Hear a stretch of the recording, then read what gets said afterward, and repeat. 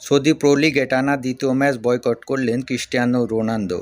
League কর্তৃপক্ষের সঙ্গে চলমান বিরোধে শুক্রবার রাতে আল ইতিহাদের বিপক্ষে ম্যাচের স্কোয়াড থেকে নিজেকে সরিয়ে নেন 41 বছর বয়সী এই পর্তুগিজ তারকা। এর আগে গত সোমবার আল রিয়াদের বিপক্ষে ম্যাচেও খেলেননি তিনি। ইএসপিএন জানায়, সৌদি আরবের পাবলিক ইনভেস্টমেন্ট ফান্ড পিআইএফ আল নাসেরের ব্যবস্থাপনায় পরিবর্তনের নিশ্চয়তা না দেওয়ায় ম্যাচ বয়কটের সিদ্ধান্ত নিয়েছেন রোনালদো। যদিও আল নাসের কর্তৃপক্ষ আশা করেছিলেন শেষ পর্যন্ত তিনি খেলবেন। জানুয়ারি ট্রান্সফার উইন্ডোতে ক্লাবকে যথেষ্ট আর্থিক সহায়তা না দেওয়ায় পিআইএফের উপর ক্ষুব্ধ ক্রিস্টিয়ানো রোনালদো। একই সঙ্গে চিরপ্রতিদ্বন্দ্বী আল হিলালে করিম বেনজেমার যোগ দেওয়াটাও রোনালদোর অসন্তোষের একটি বড় কারণ।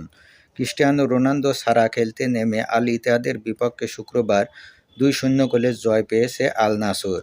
ম্যাচের শেষ দিকে গোল করে আল নাসরকে জয় এনে দেন সাদিও মানে ও অ্যাঞ্জেলো গ্যাব্রিয়েল। ম্যাচ চলাকালীন আল নাসর সমর্থকরা রোনালদোর প্রতি সমর্থন জানায়।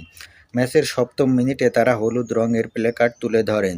সেখানে লেখা ছিল রোনালদোর নাম ও তার জার্সি নাম্বার।